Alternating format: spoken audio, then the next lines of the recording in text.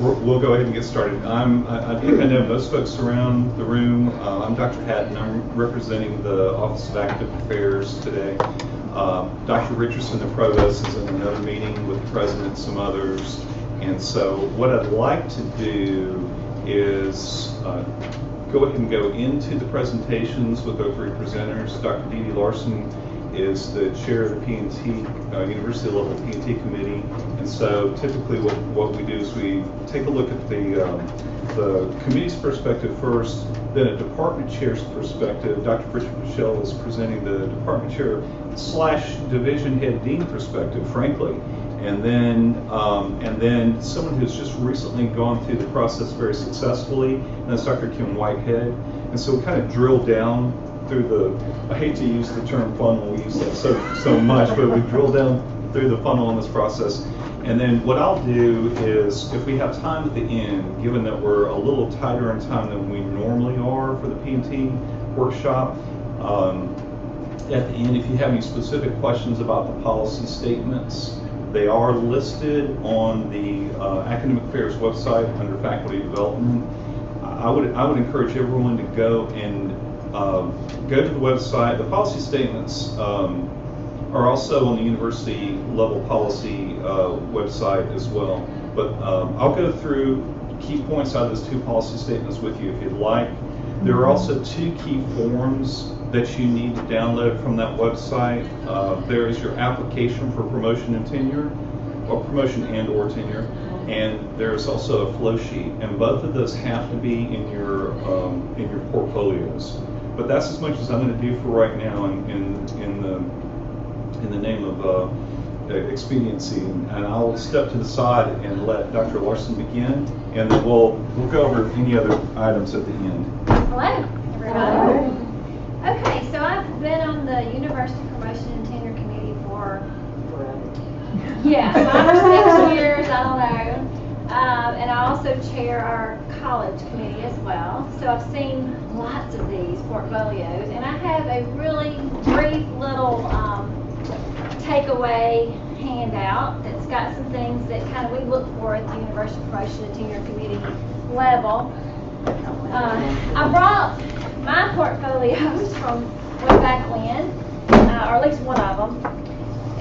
So if anybody would like to look at them at the end, you're more than welcome to look at them. This is very typical of what we see at the university level. We will frequently have a, usually smaller than this, but one binder that will have your narrative, the flow chart, the application for promotion tenure, your main documents like your evaluations from your dean, department chair, did I say narrative? Your narrative, table of contents. And then typically on the second one, the big one is sort of where you have your supporting documents. So all of your course evaluations from all of your courses, samples of your syllabus, samples of projects that you do, publications, artwork, anything that supports what's in here. So that's typically how we see it. But let's look at the chart. Are there some that are going up in a couple of years, or is most everybody going up this year? If you're going up this year, you can skip number 1 because it's too late for number 1. One thing though, that email we got from Marty Brock about old evaluations. Remember our old 2006 to 2010. 6 to 10. That might affect some people in this room. You're talking about course evaluations? Blackboard. About getting them off? Well, I mean, no, this was off the old server. The class climate. Before they went on Class climate. It's in class climate. When the class climate. Dr. Brock had class Yeah, I climate. probably did not read that email because I'm not using class climate yet. Well, no. Canvas. No, class climate is what we used before Blackboard. Okay. And if you did not have key copies of your course evaluations between 2006 and 2010, and you need them in this portfolio, she can print them off of the server now, but you can't even email them to you. So if you're missing something. It's very important you get all of those in there. You need to have course evaluations, both the numbers and the comments for 5 years. So you need to have those in there, and that's a red flag to us if you don't have them in there. If for some reason you can't find a set, or maybe you didn't teach 4 courses, you only taught 3, or in the nursing department you co-taught, so it's a little wacky as far as how the evaluations relate to you, don't ever leave a gaping hole. Put some explanation to what's going on there. So if you're missing one, try to find them. But if you simply cannot and there's no way, I have the dean or the department head write a letter for you, or you write yourself some sort of explanation for the missing documents, because that is a red flag to us if they're not there. We don't know, was that a bad evaluation you just didn't want us to see? That kind of thing. And that's sort of on here. Okay, so the first one is keeping records, which you all should do, so we're going to skip that one for lack of time. But the second one is organization is key. I cannot stress how important that is. When the committee at the university level is looking at your portfolio, we're from 5 different areas. We may not understand your area, and we have a lot of these to look over. We would typically have 12 to 18 or 20 to look at in a very short amount of time. So we have to go and look through 20 of these. So if you make us search for it, that's not making us happy. So you want organization is key. So I can't tell you, that having tabs, having a table of content, having everything in logical order, referring to them if you talk about something in the narrative, then tell us where we can find the supporting documents that go with it. Just the better organized you can be, the better. The quicker we can look through it, the quicker we can get a good picture of who you are and what you're doing. So organization is key, I would say. And I asked something about this because they asked me before you came in. It was You had when I went up the first time, my folders or my portfolios, I have stuff in the plastic sleeves. Yeah. So I'm about to add to that. Do I have to go back and We pull all really that hate stuff the out? plastic sleeves. Because That was recommended when I went up there. it wasn't recommended by us because we No, she copied mine, and I had in plastic order for us It to was review actually it, we have to recommended. take everything out. If Well, it's a stapled document, we have to take time, take it out, put it back in, go to the next document. When Take I time, went to take the it out. promotion and tenure workshop, it was recommended that we put them in the sleeves. Yeah, I mean, they used to do that. They did, it was. Why did you don't staple them though, just put them in individual sleeves? You can, but that's gonna extend, plastic sleeves take up a lot of space. I mean, the new stuff I won't put in sleeves, obviously, but it'll take me a long time where I need to be working on some Yeah. other stuff. That's not Yeah. gonna sink you. It's just, we have 18 of these and we have to, it's very difficult. And then they slip and slide around. And sometimes sometimes people put them so tightly in here that when I go to open it right here, it pops open and then the sleeves go flying everywhere. And, it takes up a lot of space, and it really is problematic when we have to constantly take stuff out to look at it and then put it back in the sleeve, and take something out to look at it. If it's a one-pager, it's not a big deal. Well, I think what they told me, and maybe a little later, was if it was something unusual. Like, for example, I was on a national committee, and the head of the committee wrote an official letterheaded thing, and then she sent a handwritten note that was separate, but I wanted to And show. you want to protect it. It was extra special, and it was on a tiny piece of paper, so it had to go in. Well, and we've had cases where artwork has had to go into sleeves. Or like Or a magazine they wanted to show or something needed to go into a sleeve. So I'm just saying it's cumbersome if your syllabus is in the sleeves and I've got to take it out and look at it.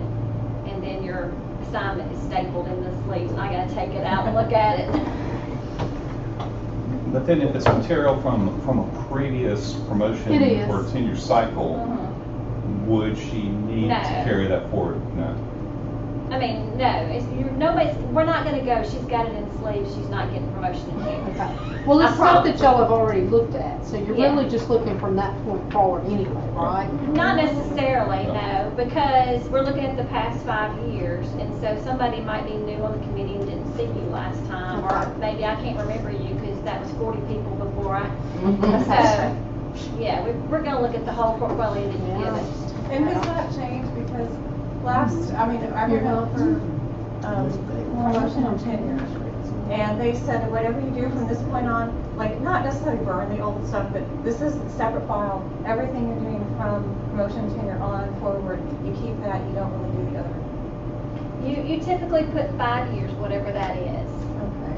So, you know, if some people go up for promotion, the very next year they go up for tenure, so they're not gonna just put that 1 year, they'll keep the 5 years. Yeah, because I was told by the then department chair that basically when we go up for promotion again, after promotion and tenure the first time, it's just from what, that tenure year. No, I think it's in the policy. Okay. Yeah, you have to include everything for that time period. So you may be recycling some things depending upon where you are in the promotion and tenure cycle. I mean, if it's a clear break, you don't necessarily, you wouldn't have any reason to bring it forward. But if you promoted and then you follow the next year with tenure, if those were off schedule, and you're going up for tenure, you really do need the 5 years. I've never seen somebody put 1 year or 2 year or 3 years Yeah, it's in just, here. It's always oh, been. that's what I figured, but I just thought I'd ask because the previous department chair, when another professor and I went up for P&T, both. Well, actually, I was already promoted. I went up for like a couple years before, then I went up for tenure. Now I'm going up for promotion again. And he told us, okay, everything you did before tenure, nobody cares about that. So, I mean, I have all that stuff. I didn't get rid of it, so I'm paranoid. So for 5 years, you're talking about tenure, right? We typically see 5 years on all of I mean, I've it. only On been here 3 everything. years. Yeah, well, did you come before? Did you have stuff from before? I wasn't in IRA before. Okay, then it's something to do with I would write that in your narrative, Okay. is what I would write that. If there's any kind of wacky anything, I would just write it in my narrative. Say I was hired in and this is what the deal was when I was hired in. Sometimes we'll see people that come in and they'll bring stuff from their previous employment. But if you weren't in higher ed, that wouldn't apply for you. But we will frequently see that where they bring teaching evaluations and evaluations from their dean and department chair from a previous university.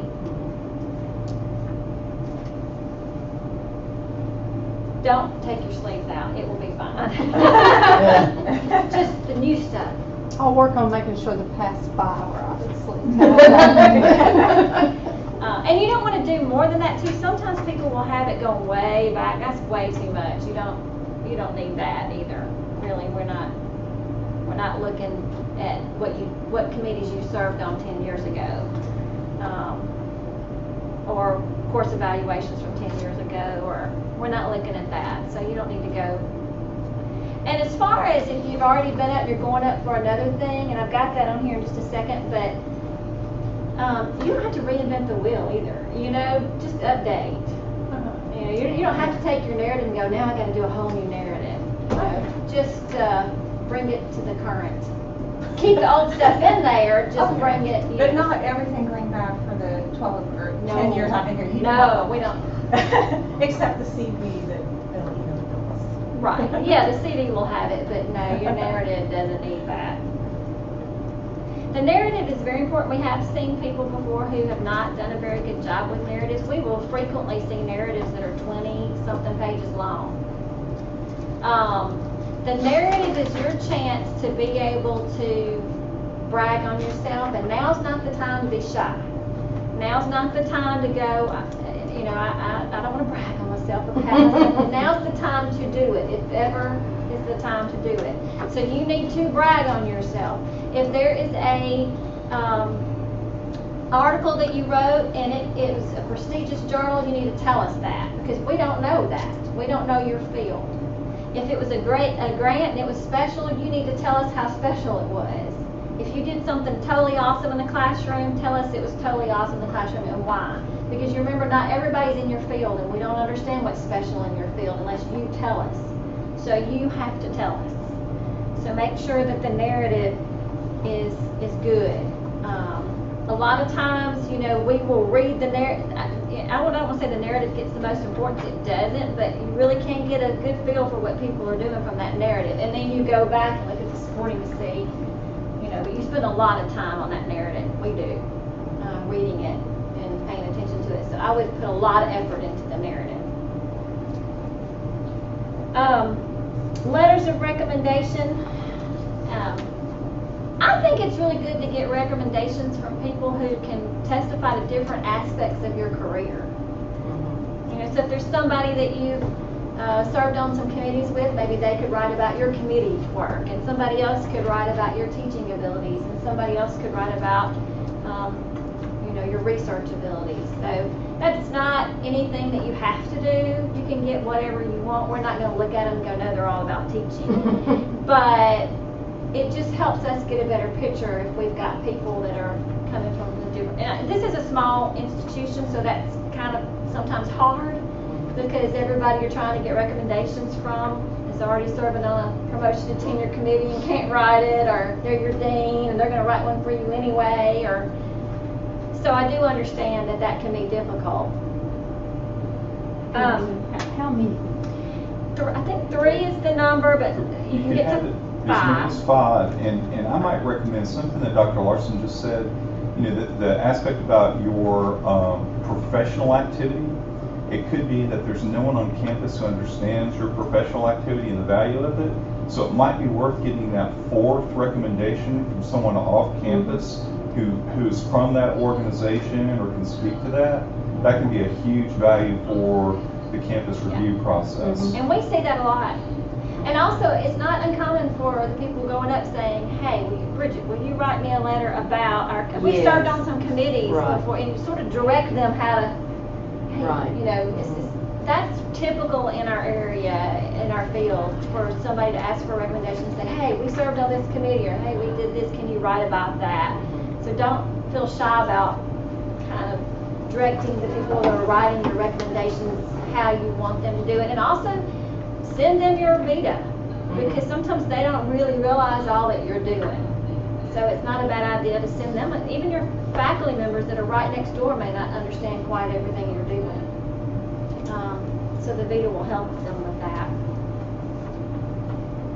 Number 5, address gaps and missing documents. I think I already spoke to that. One thing that you have to have is all of your evaluations from your department head and dean.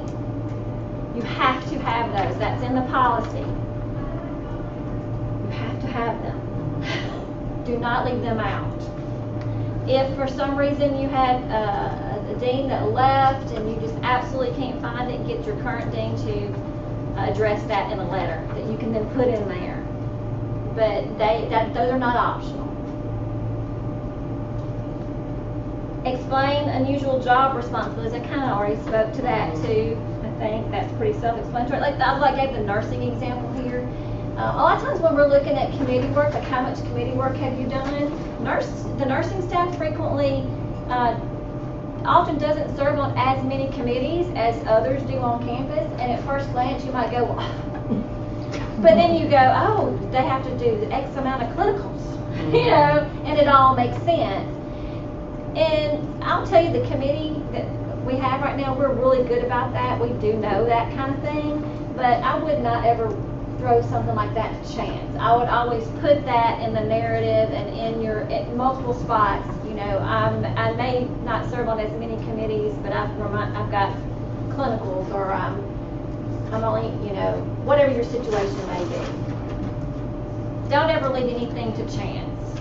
We're pretty good about, you know, there's a representative from each college on the University Promotion Tenure Committee, so we're pretty good about speaking up and going, well, in our area, we do that. We'll defend our areas, if that makes sense to you, but I still would never leave it to chance. For those of you who are going up for full or going from assistant to associate, what we're looking for there is a progression. So if you served on a few committees and did a few things, we want to see you doing a little bit more. Does that make sense? Mm-hmm. So we're looking for progression. Self-promote and explain everything. Now, I'm over my 10 minutes.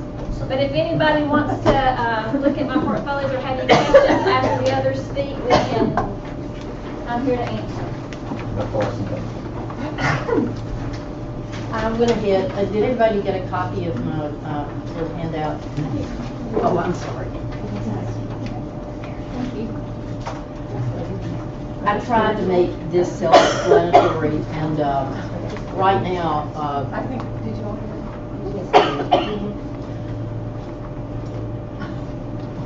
right now, there is very little that I can tell anybody in this group that you don't already know. I mean, all of you are experienced, and you've worked in higher ed, and you understand that you have to keep records. Sometimes you need to prompt or push your department chair a little bit with some reminders. You might need to remind that department chair, I'll be going up for promotion and tenure in a couple of years. Could I maybe get an extra committee assignment next year?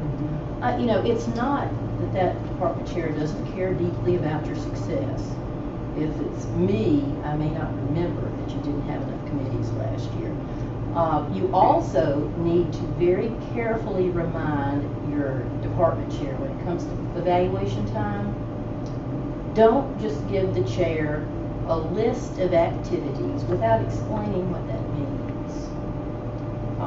When I write an evaluation, I divide the evaluations into teaching and advising, and that's when I look at individual syllabi, I look at class evaluations, I look at how many courses somebody taught in a year, I look at the number of heads that person taught in a year, and try to make comments on all of those things that I can find out myself. But I may not know how you altered this year's Shakespeare syllabus to add a different play or add a different exercise because it didn't work as well as you wanted it to last time. In other words, the things that I cannot know, if you tell me in a narrative, usually what I do, and this is very helpful, if you send me that narrative in a Word document, I often will just heavily paraphrase from that and change the pronoun from I to you. But the point is, it doesn't hurt to put information in your department chair's mouth.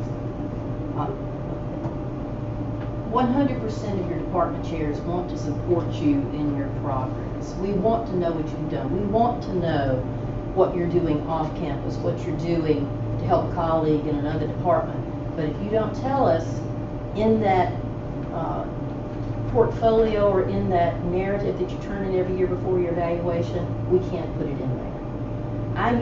What I do is when I write an evaluation, I'll email it to somebody and I'll say, what do you think this looks like? Did I leave anything out? Do you want to add anything? And then if it's okay, then we have the meeting, we sit down, we have a discussion and sign it. Now, occasionally, you might have an issue that's a problem. And, I've mentioned providing specific details. Some of you might have a chair that brings up a minor issue. I say in the evaluation, I'm a little concerned that several of your seniors mentioned specifically that your syllabus was confusing, or that your requirements for your final project were confusing as described in the assignment. If I considered that serious enough to put in writing, usually I just call somebody in and say, they're worried about the assignment. But if I put that in writing, you need to address that in some way in writing. Show me how you revised your syllabus. Show me successful projects that students have completed in next year's evaluation, so I can say, it looks like things are fine, looks like your syllabi are clear. In other words, if there is a minor issue, have a way to track in writing through email, through examples in some way. Don't just drop in and say, I think I've got that all figured out. Or don't just send a student down to my office and have that student say, I just love that class, it was wonderful. I mean, I wish I could remember things like that, but something in writing is important. And remind your students to do their evaluations. it's hard for me to remember that because frankly, I look at my evaluations and my dean does occasionally, but it's not as important to me now as it was when I was going up for promotion and tenure. But don't be afraid of a bad evaluation. No. The tenure and promotion and tenure committee, we know those in the math department are probably not going to get great. Well, you ought to see some of the ones from we English composition. we know we're going to look at them, and a bad evaluation is not. I mean, if No. they're all bad, okay, that might be a problem. But you know, Well, And you may have a class that, like in nursing, you may have a class that will disproportionately complain Mhm. more than the past The five other. classes. Right. Right, bad But nothing you do will evaluations. suit them. In But fact, if nobody ever says there's something wrong with you, I'm wondering, Yeah. are you teaching? Right. But you can also, if that is making you nervous, address that in the narrative. Right. Say, you know, out of the 5 years I've taught this class, I've only had one, so something went wrong in this class, I'm not really sure what, you know. Mhm. Just address it in the narrative, Right. but it's not that big of a deal. Right, but even if you're teaching a small class, 4 or 5 people, remind them it's important. They need to go ahead and do an evaluation, to write some comments in there, because you need a record of that class being taught. And that you are taking information from your students and taking it seriously. Do you have a resume? This article on being a colleague, I decided to include a link to, I tell you what, I'll email this to Marty Hatton, he can send it out to you, you can click on the link, it's pretty ridiculous to have to type it in. But it's a pretty good description. I know sometimes we have trouble trying to figure out how do we show that we're being good members of the department or of faculty, or how are we being good colleagues? And in this article, in addition to one thing that I added at the end, I thought that it was very specific in its language. You can show that you've collaborated with another faculty member in producing a lunchtime talk on getting into graduate school. You volunteered when it came time for interviewing students at Scholars Day. You volunteered and you stepped out and did something beyond your regular responsibilities. Following through on professional tasks, meeting deadlines, carrying out relevant responsibilities. In other words, if you are assigned to a committee, you attend those committee meetings, you make your reports.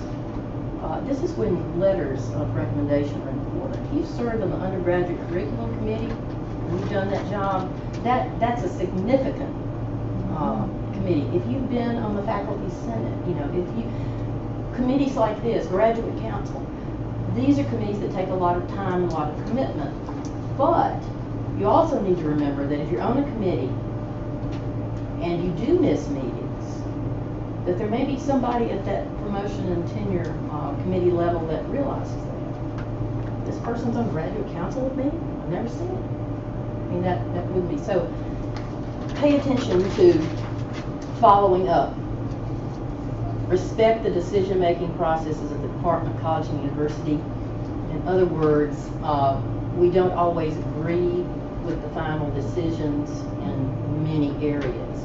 But once a decision is made, we move on. And connected with that is communicating with each other respectfully.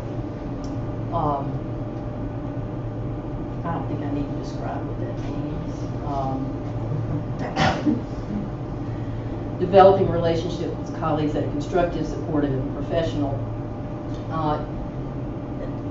And that has to do with developing relationships with colleagues outside of your discipline. Maybe you want to get involved in a campus-wide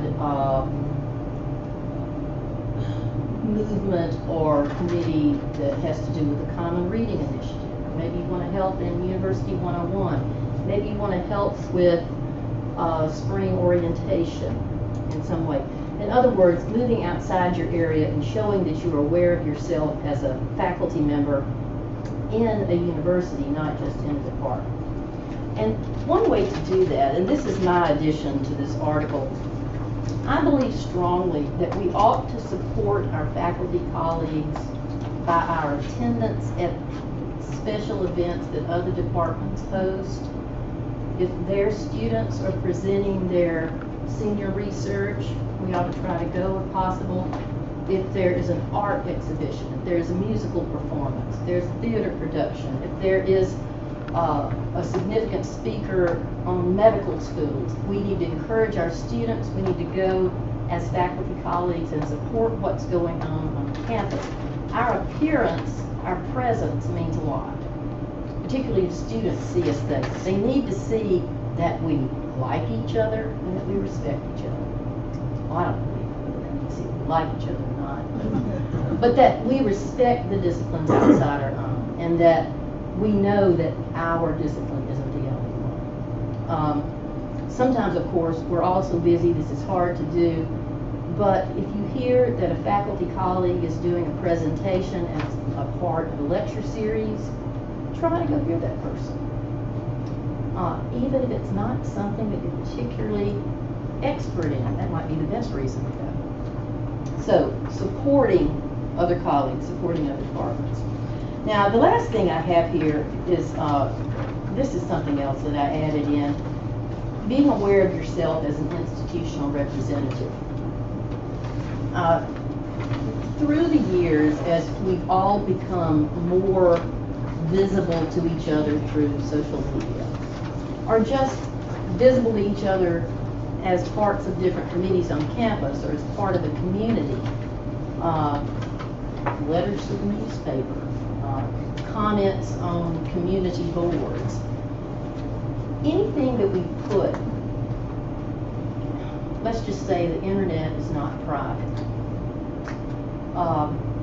One of the things that, and this is rarely, I don't have any desire to say anything to anyone about political support, political ideas, religious ideas, except that if you are promoting a particular religious or political slant actively as a part of your social network, and you have students who are in that social network, if you have colleagues that might be under you that you might be judging as a member of a promotion committee, be careful that you do not misuse your personal power.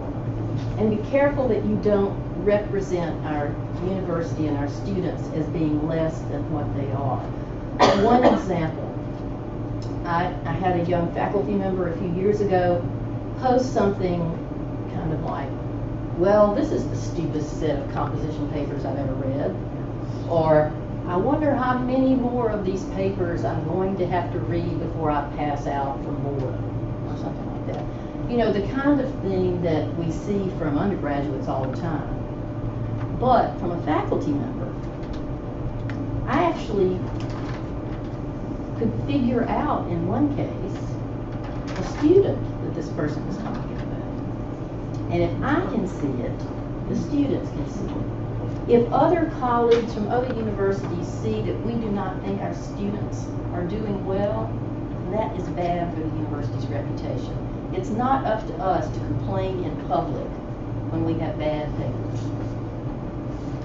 Now, does that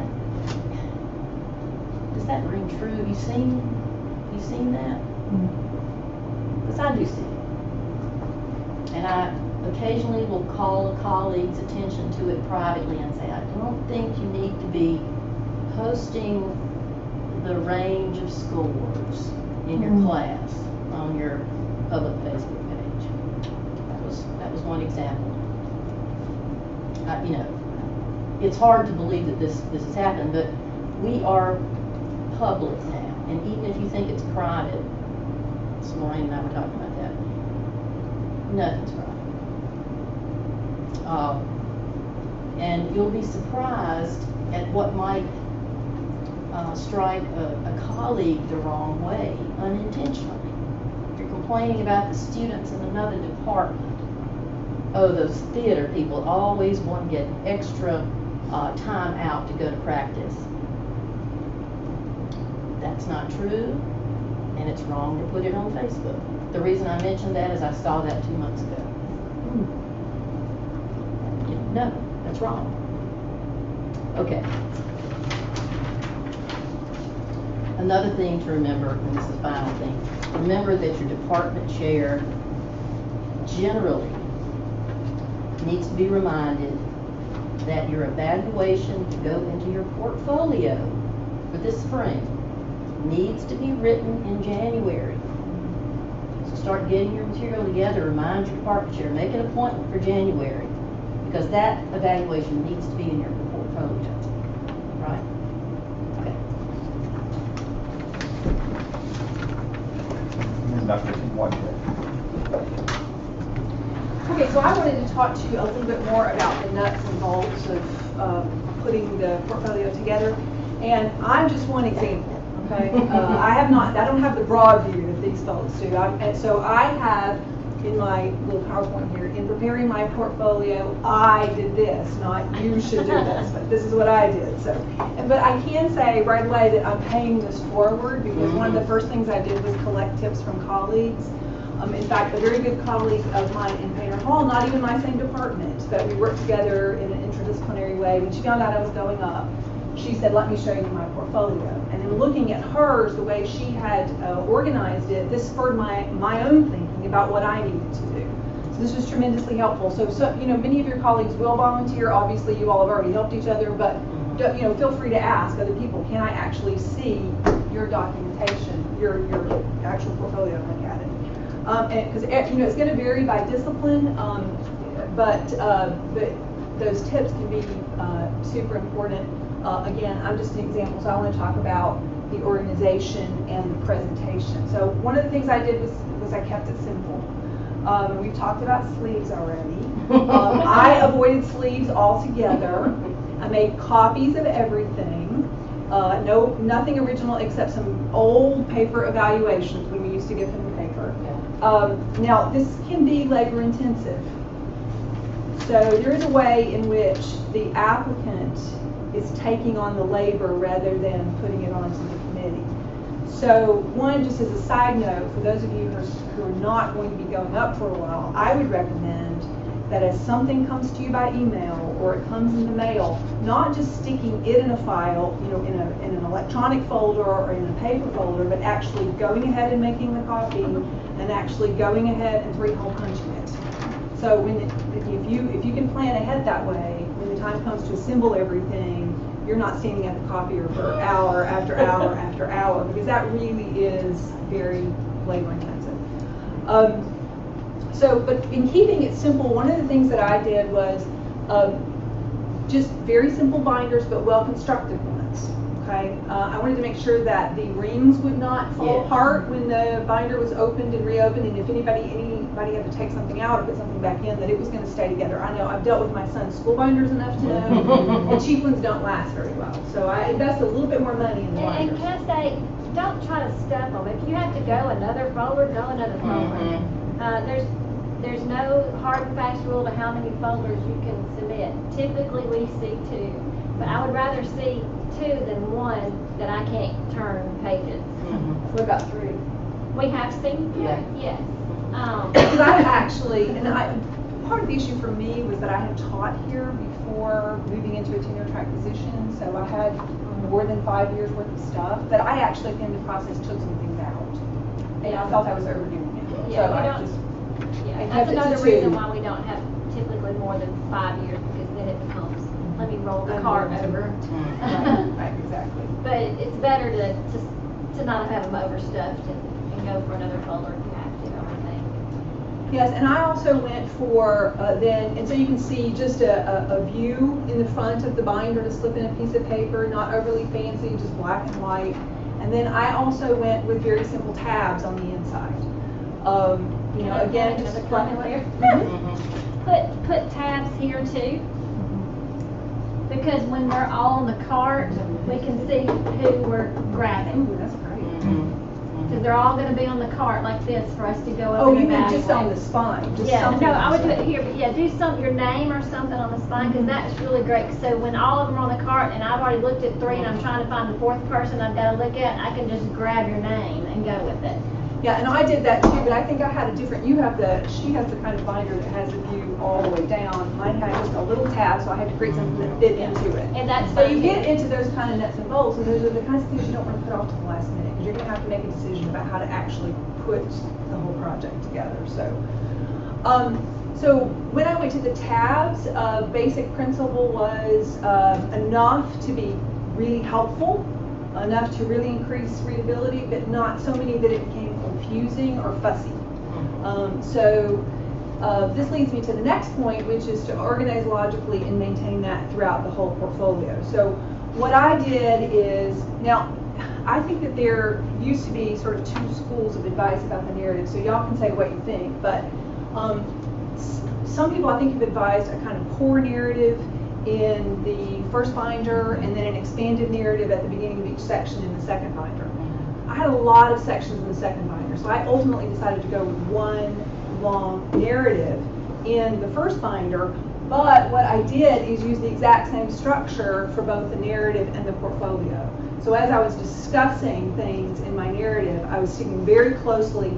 So if I'm talking about this particular area in which I teach, the reader could go directly here and find it in the order in which I'm addressing it in the narrative. So maintaining that structure throughout. Obviously, as I was discussing my classes, I would bring up matters of advising or curriculum development or professional development, but I tried to stay very focused on addressing one area and then moving to the next area and having that mirrored between the two. So. The other thing is, this is just a picture of the tabs. One of the things that you'll have to decide based on your field, and this is where tips from colleagues can really help, is exactly how to subdivide, okay? So just, again, to get into the nuts and bolts, I had taught in 3 different areas. You know, this is kind of what some of us do. I had taught in English, I had taught in religious studies, and I had taught in women's studies. So how the heck do I approach that? So I ultimately decided that dividing into those different areas was more helpful. Then I had the question of, do I put all my course evaluations in one spot, or do I divide them among those 3 sections? And I ultimately decided that dividing them between the 3 sections was best, because it was going to be a pretty big stack, and for someone to get to the right class would need more tabs. So you have to make those kind of decisions, and you have to, if you want the narrative and the documentation to closely fit together logically, you're going to have to make these decisions far enough in advance that you can write your narrative based on this logic.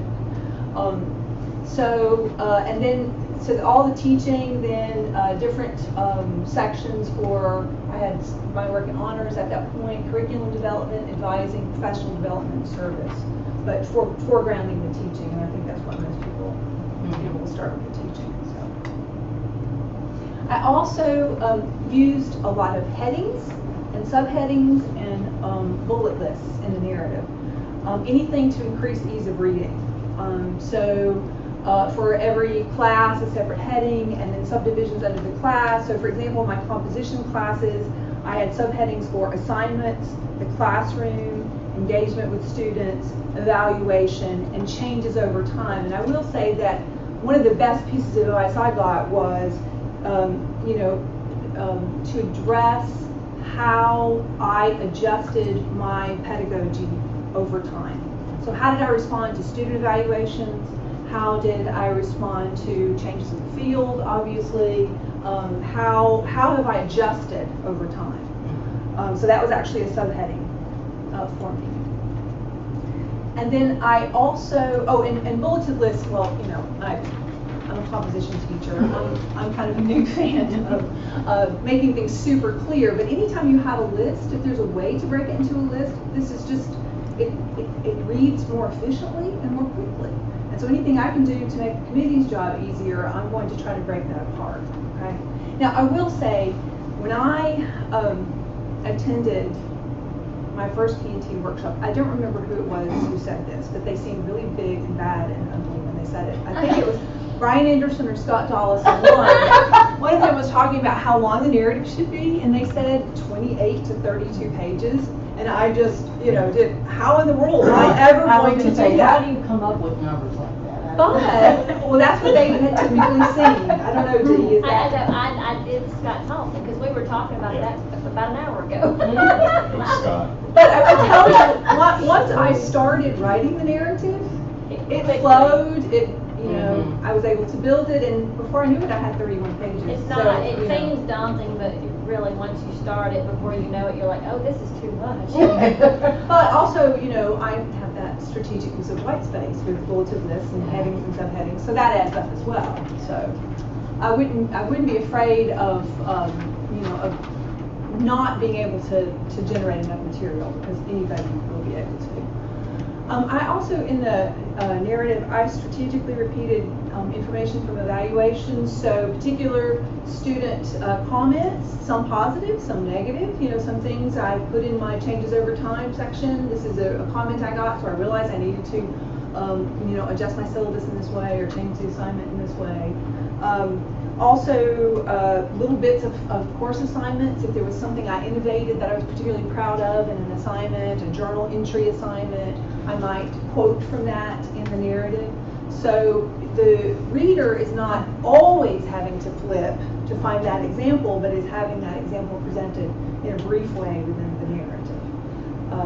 So another thing that I did. I also included a table of comments in both binders.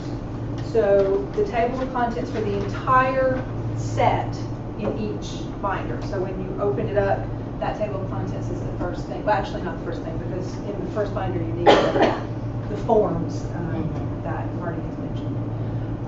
But that, I think that is very helpful too.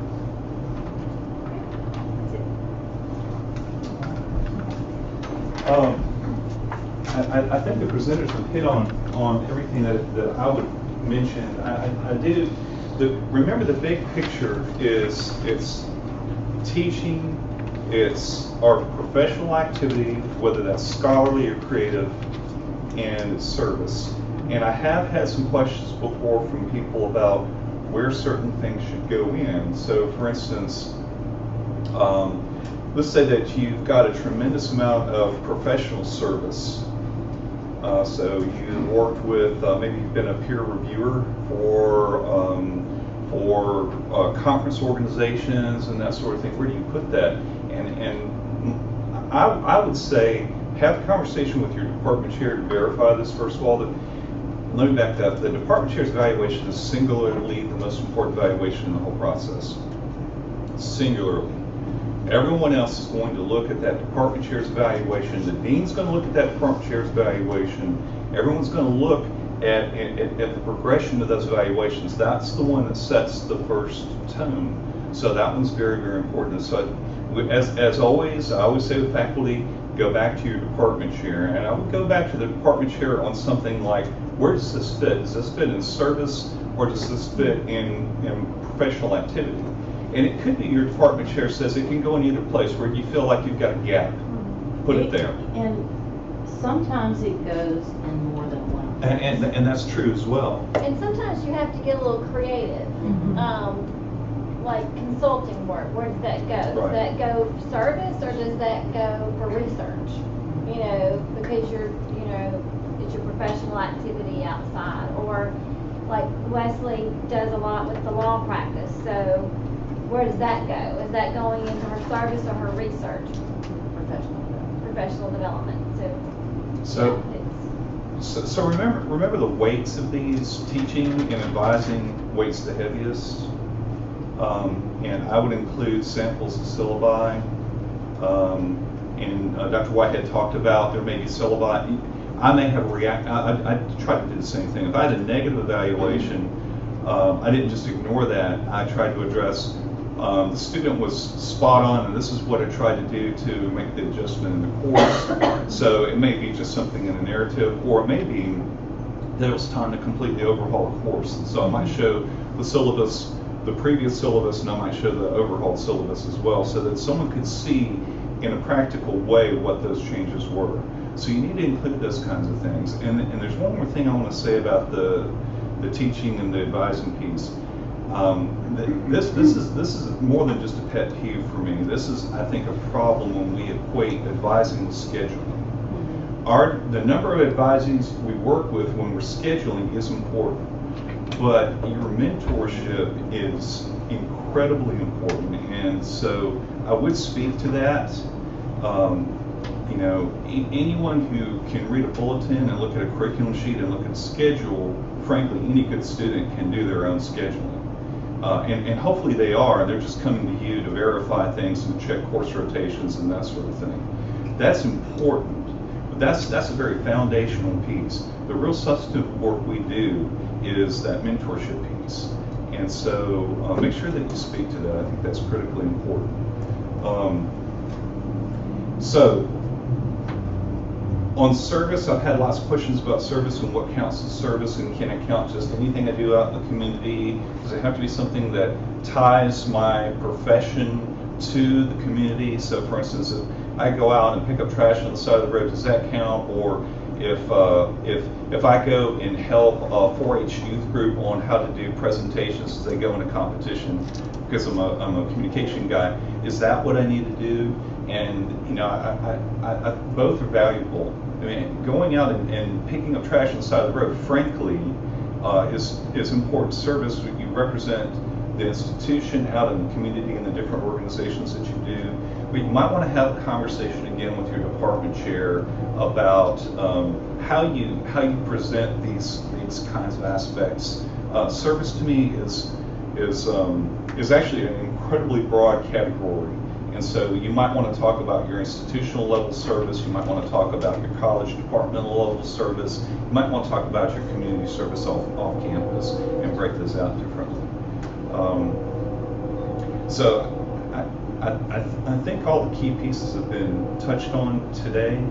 What I'd like to do now is to see if any of you have any questions for any of us, and just open the floor at this point. So the syllabi, you said samples, but you don't want to see every syllabus, every single class, I'm assuming. Just kind of representative goes, that's going to fill up a folder itself, probably. Yeah, just sample would be fine. You don't have to have, like, for example, if you're teaching 2 sections of the same course, you don't need both of those, or. So where I team teach and am the department chair in nursing, I mean, because I thought that's what I was supposed to do. Mm-hmm. I put in every single solitary syllabus and that's that I was listed on. Mm-hmm. But at this point, with me going up for tenure and then next year for full professor, is there a point that I can start to cull some of those that I'm less involved in? Sure. I don't think it's in the policy anywhere that you have to have every single syllabus of every course. Right. I'm just trying to decide what's the most appropriate. I think your tenure, go ahead and get tenure. Okay. You can cull before. Okay. But don't do it for every class you've ever taught for the past 10 years. Just do that. Right. Well, I mean, I look at the last 5. Yeah. Well, you know, think about if you've been teaching one course, for the same course, right, all 5 years, right, and you've made no real substantive change. What I might be inclined to do is to show the last version of that and just, you know, make a note that this is the syllabus that I've been using for the past 5 years. But then again, it has undergone a couple of changes. And if it has, and show the 3 that have changed. Right. Okay. And then you could put that in your narrative, but then you also could put a 1-sheeter piece of paper there saying, you know, Here are the changes. I've got 3 because those are the major changes. That's the other thing that I wanted to say, and it slipped my mind. Don't leave anything assumed. Don't assume that the documentation is self-explanatory. Okay. So make sure that the narrative, well, the way I think of it is, I didn't bring both binders, but I did the 2-binder system as well. And so the narrative and all the key documents are in here, and then the other thing is just, so what I do is, what way I push is, this is the argument and that's the evidence. Okay. So, you know, they've got to be tied together. they shouldn't be treated or look like they're two separate entities that are not interrelated in any way, shape, or form.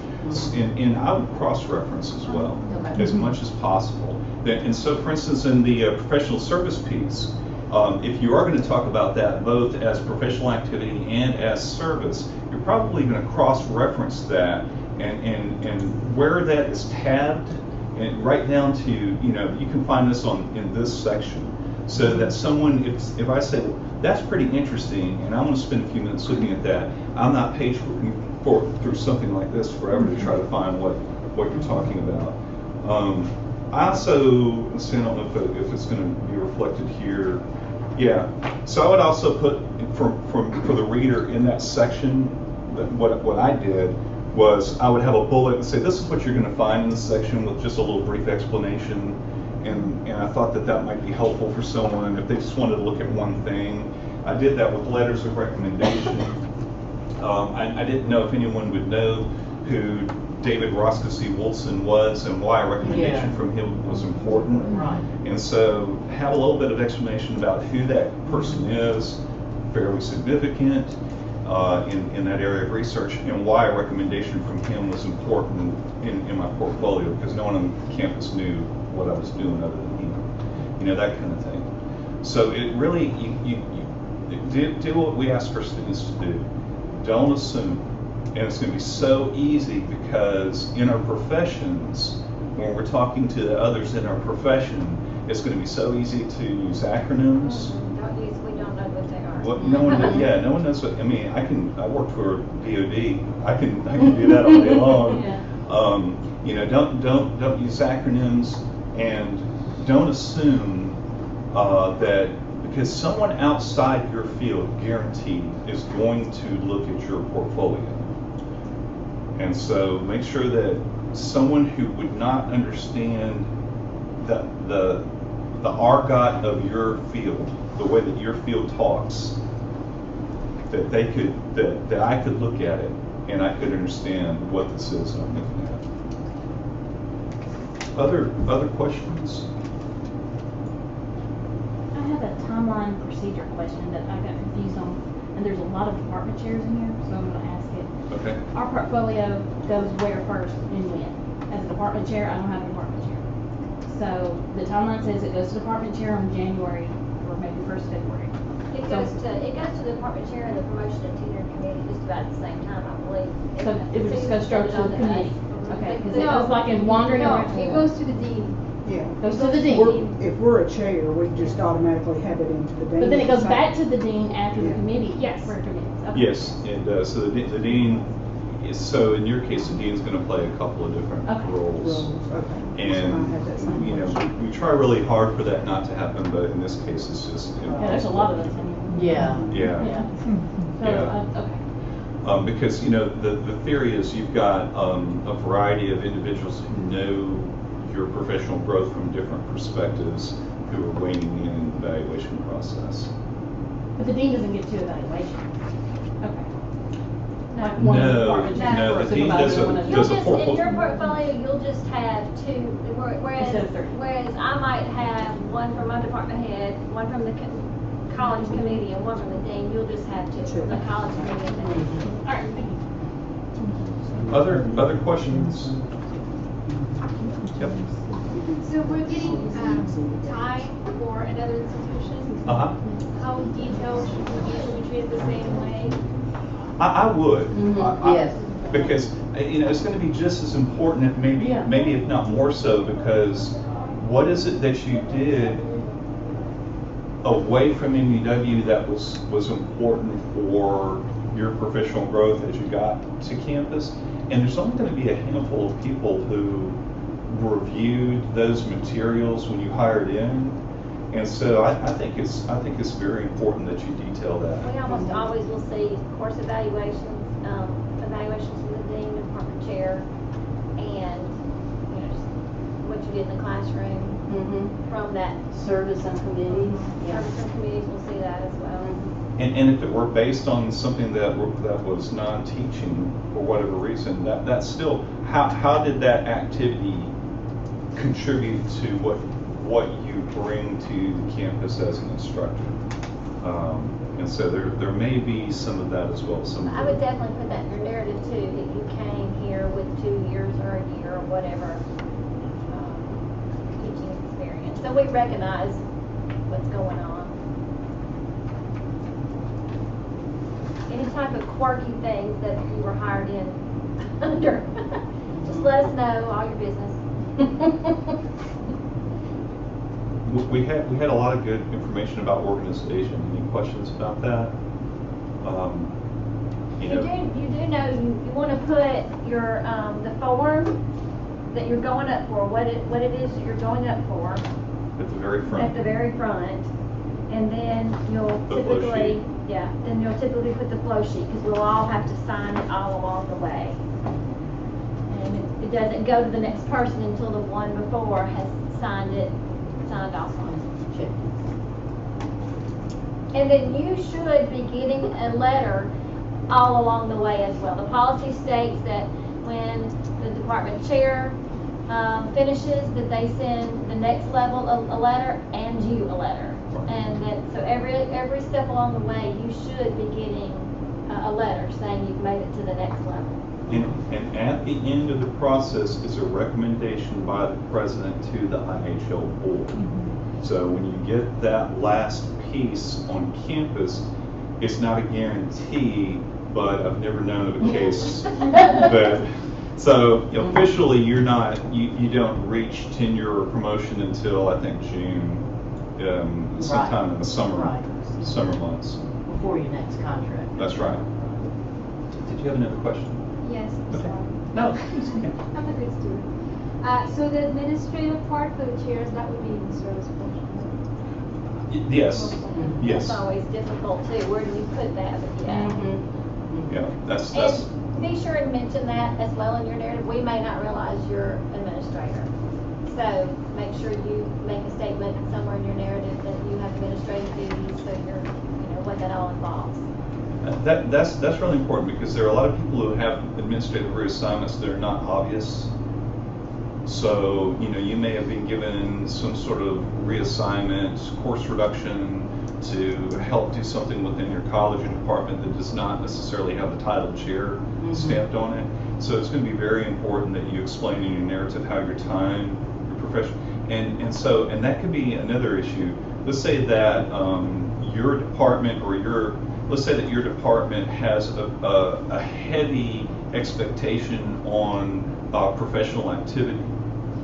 But you and your department chair negotiated a reduction in your professional activity because you're so heavy in service for 1 year.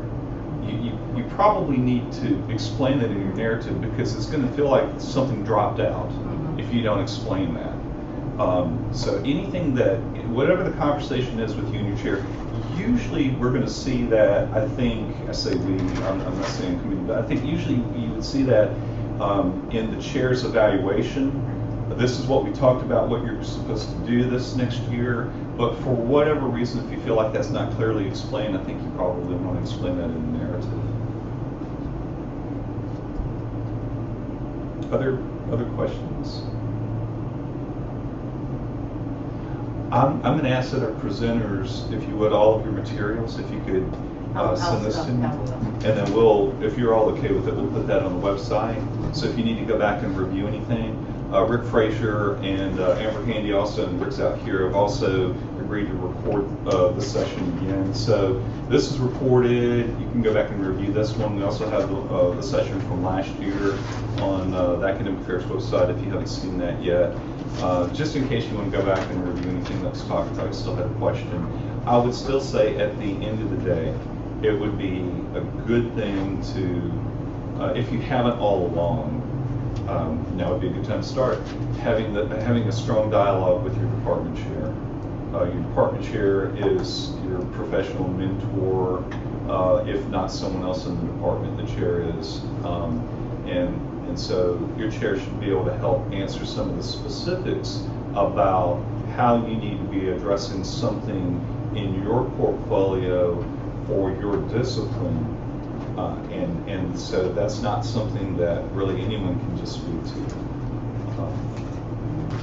Okay. And I'll your your idea of looking at somebody else, their portfolios in your area. That's priceless to be able to know somebody who just went up and were successful, to be able to look at how they organized. Yeah, most folks that went through the process are fairly proud to show you their portfolios. Like, I spent a year building this. Someone needs to read it. Look at it. So, okay. All right, if you have any questions now, you can always contact any of us if you still have questions after today. So, thank you very much.